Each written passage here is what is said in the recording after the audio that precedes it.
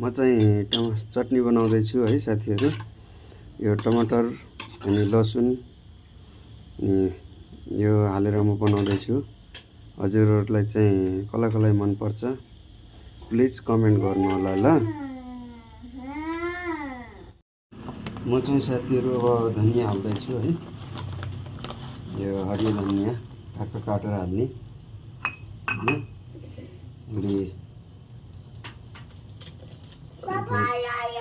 धोएर राखेको थियो ट्याक्कै यो हाल्ने।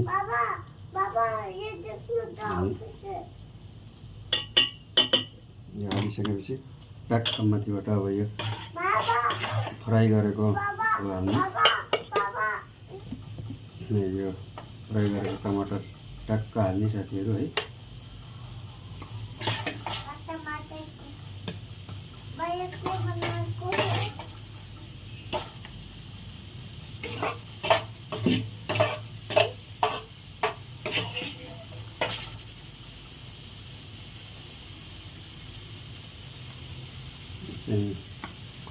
अलिकति धेरै भयो जस्तो छ साथीहरू है।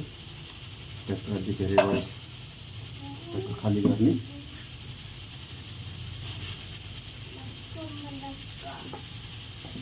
ट्याक्क ढक्कन लगाउने।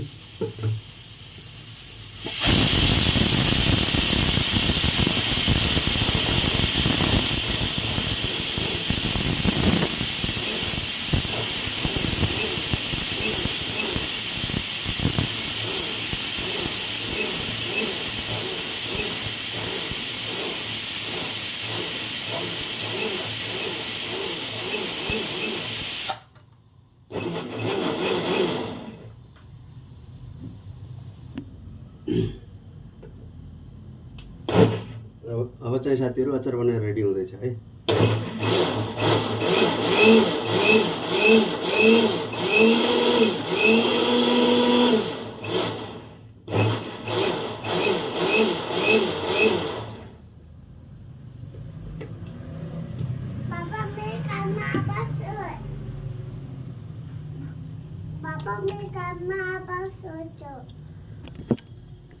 अचार बनेर चाहिँ रेडी भइसक्यो साथीहरू है। हेर्नुहोस् ट्याक्क होइन। ल भन्नु साथीहरू, तपाईँहरूलाई कसलाई कसलाई टमाटरको चटनी मनपर्छ प्लिज कमेन्ट गर्नु होला है त।